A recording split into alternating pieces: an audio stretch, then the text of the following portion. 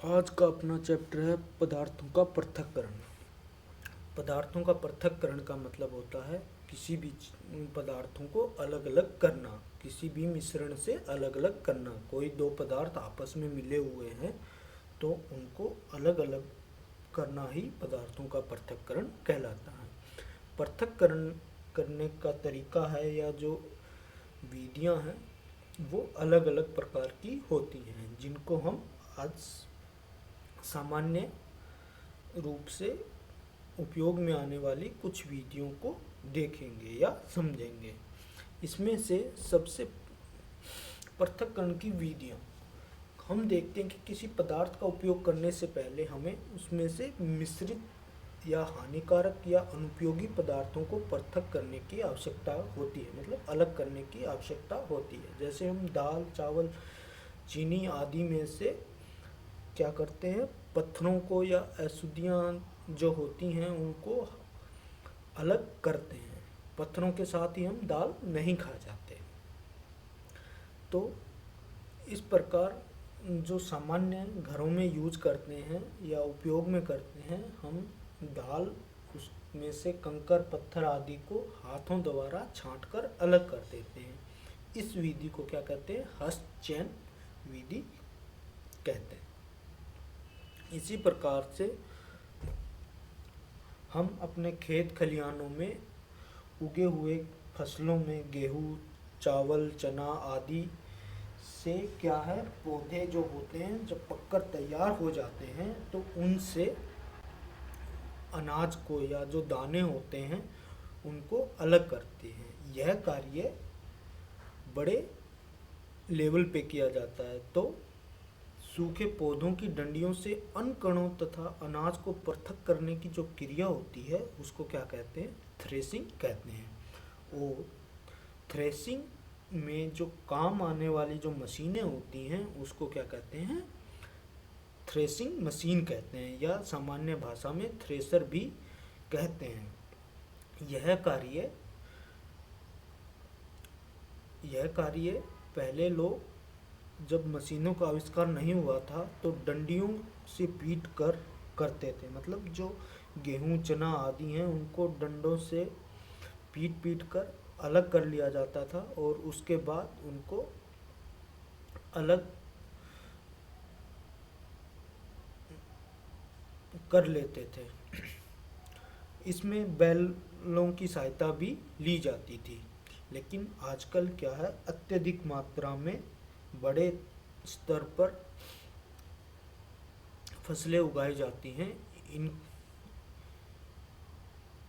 इसलिए थ्रेसिंग मशीनों का उपयोग करके अनाज को अलग किया जाता है उनके डंडियों से।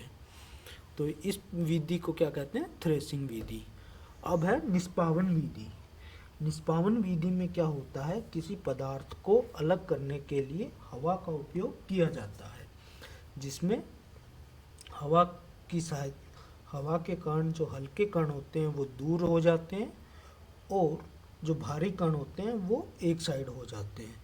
इस विधि में क्या करते हैं, जो मिश्रण होता है उसको ऊपर से नीचे की तरफ धीरे धीरे डालते हैं और हवा के झोंके की सहायता से जब नीचे गिरता है पदार्थ मिश्रण, तो उसमें से जो हल्के कण होते हैं वो हवा की दिशा में दूर जा गिरते हैं और जो भारी कण होते हैं वो वहीं रह जाते हैं और पदार्थ हैं वो अलग अलग हो जाते हैं। सामान्यतः घरों में भूसे के कणों को गेहूँ, चावल आदि से दूर करने के लिए इस विधि का उपयोग करते हैं। अब है चालन विधि। चालन विधि का उपयोग तब किया जाता है जब मिश्रण में ऐसे कण उपस्थित हों जिनके आमाप अलग अलग हों, मतलब उनके साइज हैं, उनके जो कणों का आकार है वो आकार में काफ़ी अंतर हो। तो सामान्य भाषा में इसको छानना भी कह सकते हैं। चित्र के अंदर जैसे दिखाया गया है कि चालन विधि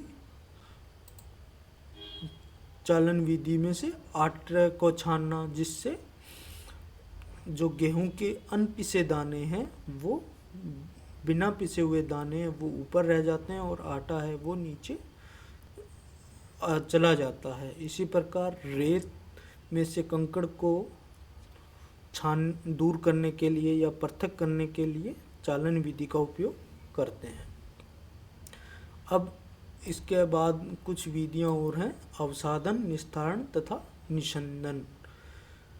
किसी मिश्रण में जल मिलाने पर भारी अवयवों के नीचे तली में बैठ जाने के प्रक्रम को अवसादन कहते हैं। मतलब जब जल में मिट्टी मिला दी जाती है या मिट्टी मिली होती है और उस जल को कुछ समय तक रख देते हैं तो मिट्टी के कण भारी होने के कारण नीचे तली में बैठ जाते हैं।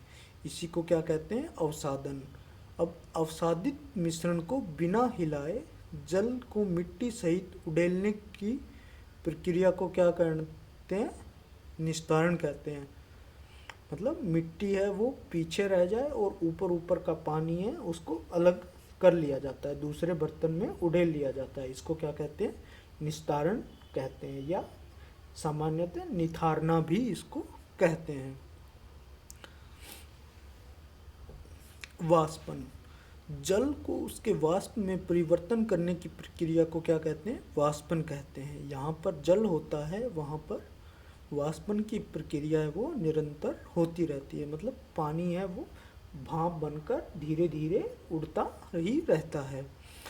जो नमक होता है, जिनको लवण भी कहते हैं, उनको समुद्र के खारे पानी से या खारे पानी की झीलों से प्राप्त किया जाता है। इसमें क्या है कि छोटे छोटे गड्ढे बनाकर, क्यारियाँ बनाकर उनमें पानी को भर देते हैं, जहाँ पर सूर्य की गर्मी से पानी है वो भाप बनकर उड़ जाता है और नीचे ठोस पदार्थ जिनको लवण कहते हैं बच जाता है, और इन्हीं लवण से हम नमक प्राप्त कर लेते हैं। तो नमक है वो हमें किस विधि से प्राप्त करते हैं? वाष्पन विधि से। और किसी भी पदार्थ को मिश्रण में से पदार्थों को अलग अलग करने के लिए जरूरी नहीं है कि एक ही विधि का उपयोग हो। काफ़ी विधियां भी उपयोग करके किसी पदार्थ को अलग किया जा सकता है। हम जब भाप को ठंडा करते हैं या फिर वाष्प जो होती है उसको जब ठंडा करते हैं तो वो वापस किस में बदल जाती है? पानी में बदल जाती है। इसको क्या कहते हैं? संघनन।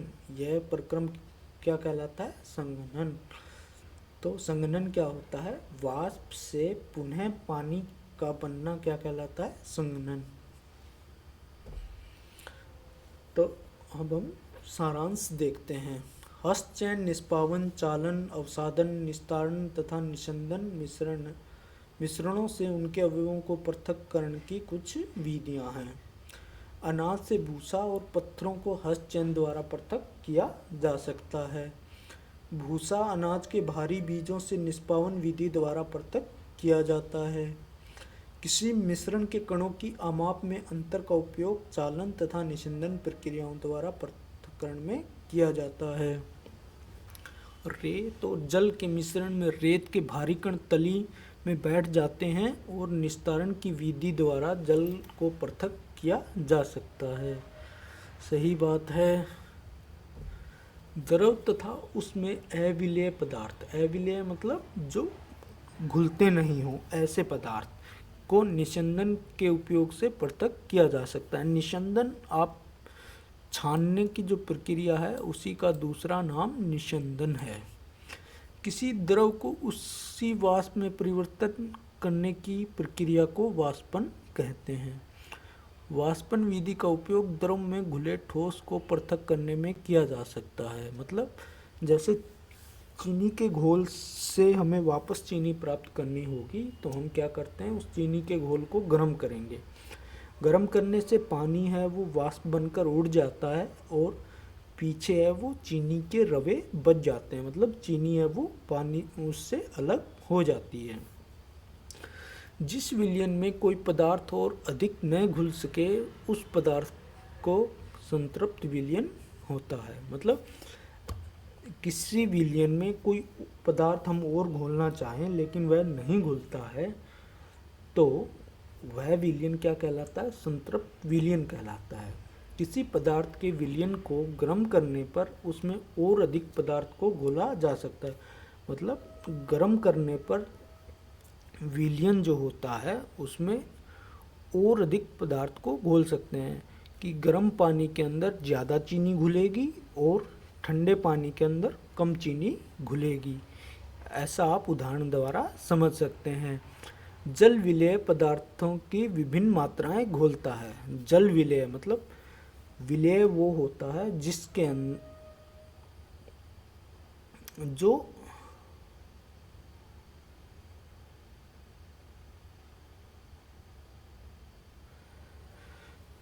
जल विलेय पदार्थों की विभिन्न मात्राएं घोलता है। पदार्थ जब जल के अंदर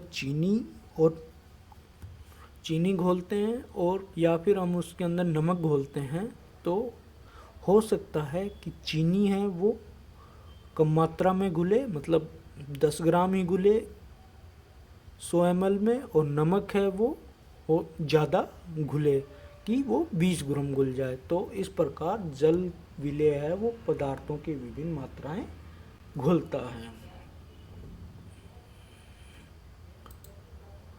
रिक्त स्थानों को भरिए। धान के दानों को डंडियों से पृथक करने की विधि को क्या कहते हैं? थ्रेसिंग। किसी एक कपड़े पर दूध को उड़ेलते हैं तो मलाई उस पर रह जाती है। पृथक्करण की यह प्रक्रिया क्या कहलाती है? चालन कहलाती है या निस्यंदन कहलाती है। समुद्र के जल से नमक किस प्रक्रिया द्वारा? वाष्पन प्रक्रिया द्वारा प्राप्त किया जाता है। जब पंकिल जल को पूरी रात एक बाल्टी में रखा जाता है, पंकिल जल मतलब गंदेला जल या गंदा जल जिसमें मिट्टी घुली हुई हो, ऐसा जल बाल्टी में रखा जाता है तो अशुद्धियाँ तली में बैठ जाती हैं। मतलब क्या हो जाता है? उनका अवसादन हो जाता है। इसके पश्चात स्वच्छ जल को ऊपर से पृथक कर लेते हैं। क्या कर लेते हैं? पृथक कर लेते हैं। मतलब क्या कर लेते हैं? उसका निस्तारण कर लेते हैं। इसमें उपयोग होने वाली पृथक्करण की प्रक्रिया को क्या कहते हैं? निस्तारण। तो इसका उत्तर हो जाएगा निस्तारण। Thank you.